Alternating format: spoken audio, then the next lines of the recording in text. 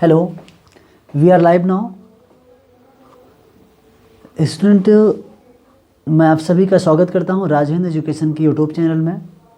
और कल मैंने एक वीडियो डाली थी ट्रिग्नोमेट्री आइडेंटिटी की। आज हम लोग पढ़ लेते हैं ट्रिग्नोमेट्री टेबल। ठीक, तो हम लोग पढ़ लेते हैं ट्रिग्नोमेट्री टेबल और आज कुछ क्वेश्चन भी कर लेंगे। 1 2 3 4 क्वेश्चन भी ट्रिग्नोमेट्री के कर लेंगे। ट्रिग्नोमेट्री मतलब हाइट एंड डिस्टेंस वाले, क्योंकि हम लोग सेकंड टर्म के लिए ही पढ़ रहे हैं, तो सेकंड टर्म के लिए हम लोग 2-4 क्वेश्चन भी आज पढ़ लेते हैं। ठीक ना, पहले हम ट्रिग्नोमेट्री टेबल देख लेते हैं। ट्रिग्नोमेट्री टेबल क्या होती है?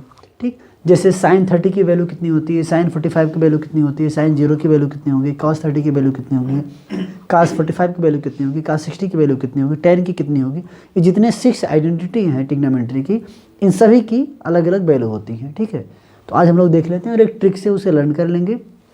एक टेबल बनाएंगे और टेबल से ही हम लोग पढ़ लेते हैं। ठीक है, तो चलिए हम लोग शुरू करते हैं। यहाँ पे देखिए, सबसे पहले हम लोग क्या करते हैं, यहाँ पे नंबर्स लिख लेते हैं 0 1 2 3 एंड 4। ठीक है, इन सभी नंबर को हम लोग 4 से डिवाइड कर देते हैं। 4 से डिवाइड कर देते हैं इन सभी नंबर को। ठीक, इन सभी नंबर को हमने क्या किया, 4 से डिवाइड कर दिया। फिर क्या करेंगे, 4 से डिवाइड करने के बाद इन सब का अंडर रूट ले लेते हैं। We take under root. तो हमने क्या किया, इन सब का अंडर रूट ले लेते हैं। ठीक है, अब चलिए इनको सॉल्व कर लेते हैं। यहाँ से देखिए 0/4 आप कैलकुलेशन करेंगे 0 आएगा। 1/4 आप कैलकुलेशन करेंगे तो 1/2 हो जाएगा, क्योंकि 1 का रूट 1 ही होता है और अंडर रूट 4 किसका रूट होता है, 2 का। ठीक, नेक्स्ट यहाँ पे 2/4 यहाँ डिवाइड कर दे, 2 1 जा 2, 2 2 जा 4, यानी 1/√2 हो गया, तो 1 का 1 होता है और अंडर रूट 2 का अंडर रूट 2। यहाँ पे अंडर रूट 3 का देखिए अंडर रूट 3 होगा और 4 को हम लोग बाहर निकालेंगे तो हो जाएगा 2। ठीक, नेक्स्ट 4/4 कट जाएगा, 1 आएगा और 1 का अंडर रूट 1 ही होता है। ठीक, ये हमारा आ गया। अब ये जो नंबर्स लिखे आए हमारे 0 1/2 1/√2 अंडर रूट 3/2 और 1, ये साइन की वैल्यू है और इंक्रीजिंग ऑर्डर में, यानी ये sin 0 की वैल्यू है, sin 30 की वैल्यू है, sin 45 की वैल्यू है और ये sin 60 की वैल्यू है एंड देन sin 90 की वैल्यू है। ठीक, अब हम लोग एक चार्ट बना लेते हैं अच्छा सा। ठीक है, चलिए यहाँ पे हम लोग एक चार्ट बना लेते हैं।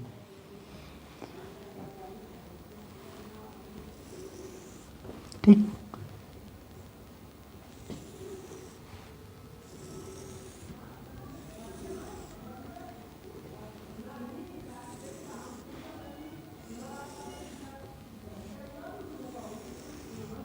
चलिए देख लेते हैं। तो यहाँ पर थीटा हम लिख लेते हैं। यहाँ पे 0 degree 30 degree and then 45 degree 60 degree and then last में लिख लेते हैं हम लोग कितना, 90 डिग्री। ठीक है, अब यहाँ देखिए साइन लिखेंगे, साइन थीटा यहाँ पर है, तो साइन 0 की वैल्यू 0, साइन 30 की वैल्यू 1/2, साइन 45 की वैल्यू 1/√2, साइन 60 की वैल्यू अंडर रूट 3/2 और साइन 90 की वैल्यू 1 हो जाएगी। ठीक, नेक्स्ट कॉस की देखिए यहाँ पे कॉस। अब कॉस की जो वैल्यू होती है साइन का जस्ट उल्टा होता है। जो साइन 90 की वैल्यू होगी वो कॉस 0 की वैल्यू होगी, जो साइन 60 की वैल्यू होगी वो साइन 30 की वैल्यू होगी, जो साइन 45 की वैल्यू होगी वो कॉस 45 की वैल्यू होगी। ठीक है, तो यहाँ देख लेते हैं कॉस 0 की वैल्यू कितनी हो जाएगी 1, कॉस 30 की वैल्यू कितनी होगी अंडर रूट 3/2, 45 की 1/√2 और 60 की वैल्यू कितनी हो जाएगी 1/2, 90 की वैल्यू कितनी होगी 0। ठीक, बिल्कुल कॉस की वैल्यू जो होती है साइन का उल्टा होता है। ठीक है, नेक्स्ट tan थीटा, यानी tan की वैल्यू कितनी होगी, कल हमने पढ़ाया था tan थीटा इज इक्वल कितना होता है, sine theta upon cos theta. अब देखिए यहाँ से अगर हम लोग 0 की वैल्यू निकालेंगे, tan 0 की वैल्यू अगर हम लोग निकालेंगे तो ये कितना हो जाएगा, साइन 0 पर लिखना पड़ेगा ना। साइन 0 की वैल्यू कितनी होती है 0 और cos 0 की वैल्यू कितनी होती है 1, 0/1 कितना होता है 0, यानी tan 0 की वैल्यू होगी 0। ठीक, अब tan 30 की वैल्यू कितनी होगी, डायरेक्ट यहीं से कर लेते हैं। इसको हम लोग अगर डिवाइड एज्यूम कर लें तो 1/2 अपॉन अंडर रूट 3/2, इसको जब हम लोग सॉल्व करेंगे तो ये आ जाएगा 1/√3 आ जाएगा। ठीक। एंड देन 45 की वैल्यू वही 1/√2 अपान 1/√2। अब इसको अगर हम लोग सॉल्व करेंगे तो आ जाएगा 1, ठीक है।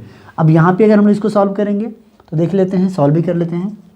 यानी 10 अगर हमें 60 की वैल्यू चाहिए, किसकी चाहिए, 60 की वैल्यू चाहिए, तो कितना हो जाएगा sin 60 अपान cos 60। तो sin 60 की वैल्यू कितनी है, √3 अपॉन यहाँ कितना √3/2 और ये भी √3/2, ठीक है। अब ये देखिए कितना 1/2 है, 1/2। अब इसे कैलकुलेशन करेंगे, देखिए √3/2 और ये वाला 2 1 इसके पास जाएगा 1, और जो नीचे 2 है वो √3 के पास चला जाएगा, 2 से 2 डिवाइड हो जाएगा, बचेगा क्या √3। यानी tan 60 की वैल्यू कितनी आएगी, √3। अब tan 0 की वैल्यू, tan 90 की वैल्यू कितनी आएगी, tan 90 की वैल्यू कितना 1/0। अब 0 का टेबल पढ़ेंगे 1 आ जाए तो 0 1 जा 0, 0 2 जा 0, 0 3 जा 0, मतलब कई बार हम ऐसे पढ़ते जाएंगे लेकिन 1 नहीं आएगा। इसलिए हम क्या करेंगे, इन्फाइनाइट टाइम पढ़ेंगे, ठीक, इन्फाइनाइट टाइम पढ़ेंगे, 0 1 जा 0, 0 2 जा 0 पढ़ते चले जाएंगे, ठीक ना। इसे हम लोग कितने नॉट डिफाइन है, ये डिफाइन नहीं कर सकते क्योंकि 1 आ ही नहीं रहा है। Next cot. अब कॉट की वैल्यू, कॉट देखिए किसका होता है, tan का उल्टा होता है। जो कॉट 0 की वैल्यू होगी वो tan 90 की वैल्यू, जो tan 90 की वैल्यू है वही कॉट 0 की वैल्यू होगी। तो यहाँ लिख देते हैं कितना, इन्फाइनाइट। नेक्स्ट √3 फिर 1, इसके बाद 1/√3 और यहाँ पे कितना आ जाएगा, यानी 0 है तो यहाँ पे 0, ठीक है। नेक्स्ट सेक। अच्छा सेक की वैल्यू देख लेते हैं। सेक क्या होता है, सेक थीटा इज इक्वल होता है 1/cos थीटा। यानी यहाँ देखिए sec theta is equal 1/cos theta. It means कि सेक जो होता है cos का रेसिप्रोकल होता है, ठीक है। जो cos है इसी का रेसिप्रोकल हम लोग कर देंगे, यानी cos के न्यूमरेटर को डिनोमिनेटर में, डिनोमिनेटर का न्यूमरेटर कर देते हैं। तो 1 का 1/1 1 ही हो जाएगा। √3/2 का रेसिप्रोकल करेंगे तो आएगा 2/√3। और नेक्स्ट cos 45 का जब रेसिप्रोकल करेंगे यानी 1/√2 का तो आ जाएगा √2/1, 1 का लिखा नहीं जाता डिनोमिनेटर में। 1/2 का करेंगे तो आएगा 2, और 0 का करेंगे तो देख लीजिए थोड़ा 0 के लिए, यानी कोई भी नंबर अगर 0 है तो हम लोग इसको 0/1 लिख सकते हैं, ठीक है। अब इसका रेसिप्रोकल करेंगे तो हो जाएगा 1/0। अब 0 का टेबल फिर पढ़ेंगे तो कितना टाइम जाएगा, इन्फाइनाइट टाइम चला जाएगा, यानी नॉट डिफाइन होगा ये, ठीक है। यानी पढ़ते जाइए 0 1 जा 0, 0 2 जा 0, वही चीज़। फिर कॉसेक थीटा यानी कॉसेक। अब कॉसेक की वैल्यू कितनी होगी, कॉसेक होता है साइन का रेसिप्रोकल, या फिर ऐसे कह दें कि सेक का उल्टा होता है, ठीक है। तो हम सेक का उल्टा करके लिख रहे हैं, आप साइन का रेसिप्रोकल करके भी लिखिएगा, आंसर वही आएगा, ठीक है। जैसे यहाँ 0 है, 0 का रेसिप्रोकल करेंगे तो 1/0 हो जाएगा, नॉट डिफाइन आएगा, यहाँ भी नॉट डिफाइन है। नेक्स्ट की वैल्यू आएगी 2, क्योंकि इसका रेसिप्रोकल करेंगे तो 2 आएगा, या फिर इसका भी नंबर 2 में आता है। यहाँ पे देखिए ये हो जाएगा √2 आपका, अगर इसका रेसिप्रोकल करेंगे, इसका करेंगे तो 2 कितना हो जाएगा, √3 हो जाएगा, और 1 का रेसिप्रोकल 1 ही होता है, ठीक है। तो ये तो था आपका टेबल। और एक बार दो बार आप भी अपने मन से बनाइएगा, और अपने मन से बनाएंगे तो आपको ये याद हो जाएगा, आसानी से याद हो जाएगा, ठीक है। करना कुछ नहीं था, हमने किया क्या, चलिए एक बार रिवाइज कर लेते हैं। रिवाइज करेंगे, सबसे पहले हमने क्या लिखा था, 0 1 2 3 4, ऐसे 4 नंबर लिख दिए, 0 1 2 3 4, ये 4 नंबर लिखे, थोड़ा दूर दूर लिख दिए। फिर क्या किए हैं, 4 से डिवाइड कर दिए, ठीक है। 0 को भी 4 से, 1 को भी 4 से, और 2 को भी 4 से, 3 को भी 4 को भी, इन सबको क्या किया हम लोग 4 4 से डिवाइड कर दिए।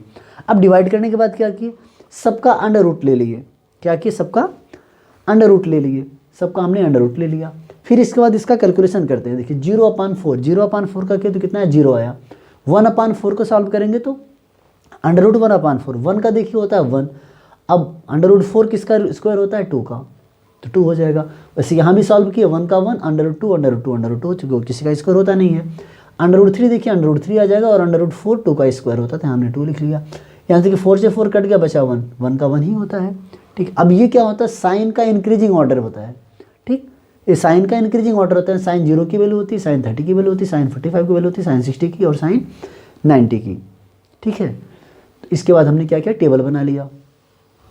आई होप कि आपको समझ में आया होगा। Thank you.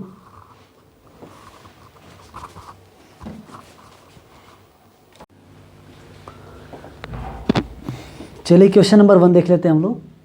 क्वेश्चन 1 है, a circus artist is a climbing a 20 metre long rope which is tightly stretched and the tight from the top of a vertical pole to the ground find the height of the pole if the angle made by the rope with the ground level is 30 degree. यानी ये कह रहा है कि एक circus artist है, वो एक रस्सी को बांधता है ग्राउंड से टॉप पर। यहाँ ग्राउंड लेवल है, ये टॉप लेवल है, और रस्सी की लेंथ आपकी 20 मीटर है, और जो ये ग्राउंड लेवल से एंगल बना रहा है रस्सी उसका, वो 30 डिग्री बना रहा है। तो वो कह रहा है उसके टॉप से लेकर उसके ग्राउंड लेवल की हाइट कितनी होगी, यानी टॉप लेवल से लेकर उसके ग्राउंड लेवल की हाइट कितनी है, वो ये हमें फाइंड करना है, यानी फाइंड हमारी एच करना है। ये फिगर भी आपके बुक में दिया है, ठीक है। चलिए हम लोग सॉल्व कर लेते हैं। अब हम लोग यहाँ पे ऐसा फार्मूला यूज करेंगे जहाँ पे इसका ये थीटा यहाँ पर है, यानी एंगल है, एंगल के सामने वाला क्या होता है, परपेंडिकुलर। परपेंडिकुलर और हाइपोटेनियस जहाँ पे यूज होगा वही फार्मूला हम यहाँ पे यूज करेंगे। यानी किस फार्मूले में ये यूज होता है, तो देखते हैं। ये होता है साइन थीटा में, ठीक। यानी साइन थीटा इज इक्वल, हमें पता है क्या होता है, परपेंडिकुलर अपॉन हाइपोटेनियस। परपेंडिकुलर कितना है, BC, हाइपोटेनियस कितना, AC, ठीक। अब साइन थीटा के जगह पे 30 लिखना है, साइन 30 डिग्री। BC हमने H एज्यूम कर लिया है, और AC गिवन है कितना, 20 मीटर, ठीक है। नेक्स्ट देखिए कितना, 20 मीटर। अब यहाँ पे साइन 30 की वैल्यू कितनी होती है, 1/2, H अपान कितना, 20। अब सॉल्व कर लेते हैं, 2 का मल्टीप्लाई H के साथ, या 20 का मल्टीप्लाई 1 के साथ, या फिर ऐसे ही कर देते हैं 1/2 और मल्टीप्लाई 2 का मल्टीप्लाई इधर कर देंगे, हो जाएगा कितना, 20 इज इक्वल H। 2 से डिवाइड करिए आएगा 10, यानी H इज इक्वल कितना आ गया, 10। यानी क्या लिख देंगे, the height of the pole, यानी कह रहा find the height of the pole. तो हाइट कितनी, height of the pole is, height of the pole from ground is 10 meter, ठीक।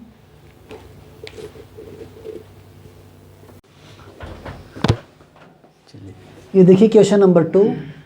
अ tree breaks due to storm and the broken part bent so that the top of the tree touched the ground, making an angle 30 degree with it. The distance between the foot of the tree to the point where the top touched the ground is 8 meter. Find the height of the tree. यानी ये कह रहा है कि एक पेड़ था, वो आधी आने के कारण वो टूट गया, बीच से टूट गया, ऐसे बेंट हो गया, ठीक। बेंट हुआ तो उसका जो ऊपर वाला पार्ट था वो नीचे आके टच हो गया ग्राउंड पर। आप एज्यूम करिए एक पेड़ है और वो बीच से हवा के कारण टूट गया, ऐसे लटक गया, ठीक। अब उसका जो टूटा हुआ पार्ट था वो ग्राउंड से आके टच कर रहा है। अब ग्राउंड से जहाँ आके टच कर रहा है वहाँ पे वो 30 डिग्री का एंगल बना रहा है। तो हमसे ये कह रहा है कि जब पेड़ टूटा नहीं था, जो हमारा ट्री था जो वो टूटा नहीं था, तो वो कितना बड़ा था, उसी की हाइट निकालनी है। तो देखिए यहाँ हमने बना दिया है कि पेड़ इतना बड़ा सा टूटा था, लटक गया टूट के। अब इतना बड़ा ये था पेड़, और ये वाला जो पार्ट था, खड़ा वाला पार्ट, वो आके यहाँ टेढ़ा हो गया, ठीक है। तो हमें जो हाइट निकालनी होगी, इसकी हाइट जो होगी पूरे पेड़ की, देखिए हाइट ऑफ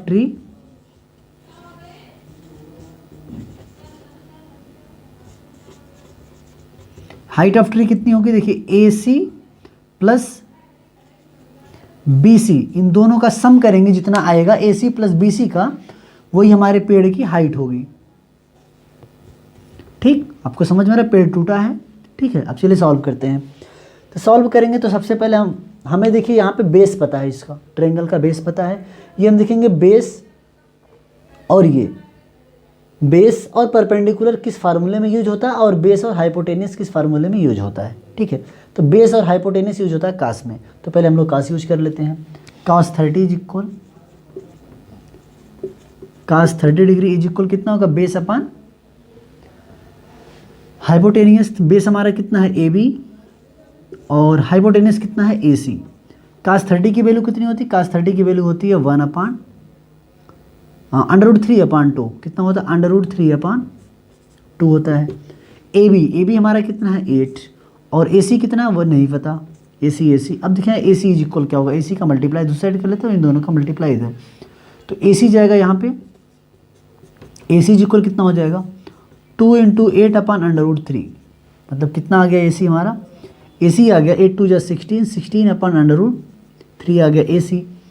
अब फाइन कर लेते हैं बी सी। बी सी कैसे फाइन करेंगे, अब जिस फार्मूले में हमारा परपेंडिकुलर और बेस आता है, तो परपेंडिकुलर और बेस किस में यूज होता है, tan में। ठीक, यहाँ पे tan 30 इक्वल निकाल लेते हैं, tan 30 इक्वल कितना होगा, परपेंडिकुलर अपॉन बेस, परपेंडिकुलर कितना है BC, BC अपॉन बेस यानी AB। tan 30 की वैल्यू कितनी होती है 1/√3, BC की वैल्यू हमारी कितनी है, BC है, और AB कितना है 8। अब यहाँ से BC आप निकालिए तो BC इज इक्वल हो जाएगा 8/√3, 8 इस साइड जाएगा मल्टीप्लाई हो जाएगा, और BC हमारा आ गया 8/√3। ठीक है, लेकिन हमारे जो ट्री की हाइट है, वो ट्री की हाइट मैंने कहा कितनी है, AC प्लस BC यानी AC प्लस BC, तो यहाँ लिखेंगे हाइट ऑफ ट्री,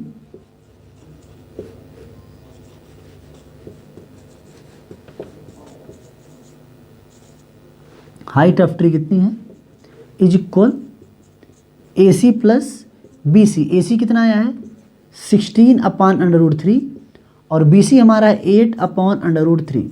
अब इन दोनों को ऐड कर लीजिए। एडिशन का रूल आपको पता है, अगर बेस इक्वल होता है, ठीक, बेस इक्वल होता है, बेस का मतलब डिनोमिनेटर का, डिनोमिनेटर इक्वल रहेगा तो न्यूमिनेटर को हम लोग डायरेक्ट ऐड कर देंगे। तो यहाँ पे डिनोमिनेटर इक्वल है और न्यूमिनेटर को डायरेक्ट हम लोग ऐड कर देते हैं। 18 और 16 कितना हो जाएगा 24। ठीक, 24 मीटर। अब यहाँ पे देखिए, चूँकि डिनोमिनेटर में अंडर रूट में कोई नंबर लिखा नहीं जाता है, इसलिए हम लोग इसको ऐसे लिख लेंगे, इज इक्वल 24/√3, और √3 से न्यूमिनेटर डिनोमिनेटर में आप कर दीजिए मल्टीप्लाई। ये कितना हो जाएगा 24/√3 अपॉन कितना 3, 3 8 जा 24, और यहाँ पे कितना हो जाएगा 8/√3 मीटर। ये इसका आ गया क्या, पूरे पेड़ की हाइट आ गया 8/√3 मीटर। ठीक है, यानी आपको ये समझ में आ गया होगा 8/√3 मीटर ये हमारे ट्री की क्या है, हाइट है। Okay, thank you.